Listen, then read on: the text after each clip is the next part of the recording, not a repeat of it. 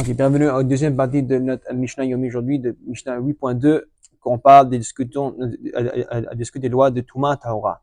On vient de voir les lois selon la Torah, maintenant on va voir les lois selon les Chachamim qu'ils ont instituées. On sait, selon la Torah, on a expliqué que quelque chose qui est un rishon, par exemple un homme ou un kili qui touche n'importe quoi, un boisson ou un fruit, ça devient un chéni. Et après, ça ne peut pas recontaminer un légume ou un fruit parce que ça va être un shlish et c'est beaucoup trop bas pour devenir impur. Mais selon les chachamim, ils ont déclaré que même une liquide, que normalement, selon la Torah, un liquide qui touche quelque chose qui est premier degré de Touma, ça va devenir deuxième degré. Mais selon le liquide, dans ce cas-là, selon l'ordonnance rabbinique, le liquide qui touche un premier degré, un rishon, lui aussi, il va acquérir le même statut, lui aussi, il va rester un rishon, il va pas se diminuer à être un chéni. Et c'est dans ce cas-là, la différence, c'est que ce liquide, ça peut même contaminer n'importe quel produit, parce que il a encore la capacité de rendre quelque chose un chéni, un deuxième degré de Touma, parce que dans ce cas-là, toutes sortes de légumes, il peut accepter ça. Ça, c'est assez fort pour eux. Mais pas seulement pas seulement que si une liquide touche un rishon, elle devient pas chéni, elle reste rishon. Pas seulement ça, mais même si la liquide elle touchera un chéni, même si une liquide elle touchera un deuxième degré de Touma, et selon la Torah, il y aurait même pas de Touma du tout dans ce cas-là. Selon les lois rabbiniques, la liquide elle devient impur comme si c'était un rishon, ça monte plus haut, pas seulement de devenir un troisième degré, mais ça passe à être un rishon. En ce cas-là, selon la loi de l'ordonnance rabbinique, on a un cas avec la liquide qui est venue impur, tout le temps ça devient un rishon. On l'a même dit, il y a même un troisième degré qu'on va voir ici, selon les liquides, qu'une liquide qui est devenue maintenant impure, selon Rachamim, qui est devenue un rishon. Soit ça a touché un rishon lui-même, par exemple un kli, et ça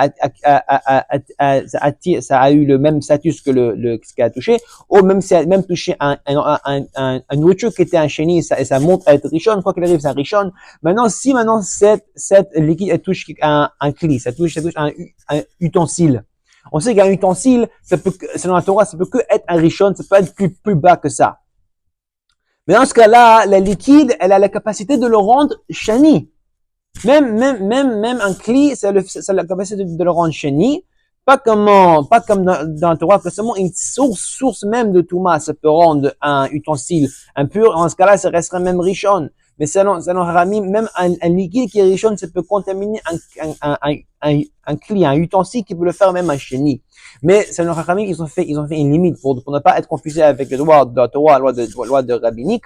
La loi de rabbinique, c'est que même si le liquide qui est rishon, selon Haramim, ça le fait un ustensile être un shani, un deuxième degré de Touma, aussi selon rabbinique, c'est où exactement l'eau a touché. Par exemple, si la liquide a touché que l'extérieur de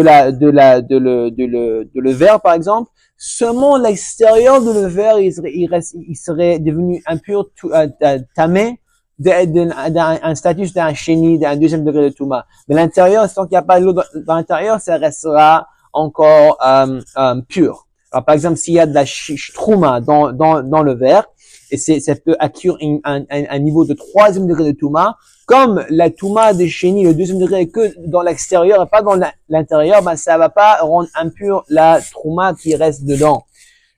Ok, ça c'est les lois selon ça. Il y a un deuxième décret aussi, c'est applicable à nous tous, selon la loi de l'impureté de les mains. Comme les gens, la plupart du temps, on prend pas soin de nous garder notre main toute la journée, et tout le temps, ils touchent les endroits qui peuvent nous rendre impurs les mains. Soit c'est les endroits qui sont sales de notre corps, soit c'est gratter notre tête, soit c'est de mettre notre main dans notre chemise, endroit il y a de la moisissure, où c'est sale. On n'a pas le droit de laver de manger notre pain tant qu'on n'a pas enlevé cette impureté de notre main et comme on le fait, on fait netilat yadayim avec le kli, avec le verre de l'eau qu'on mange trois fois. Avec ça, on va enlever l'impureté qui resterait dans notre main vu que le fait qu'on n'a pas gardé notre main de l'impureté. Ok. Maintenant, on va juste pour finir l'introduction, on va voir ça dans la prochaine vidéo. C'est quoi vraiment cette discussion de notre Mishnah maintenant qu'on a bien compris les fondamentales de la Mishnah.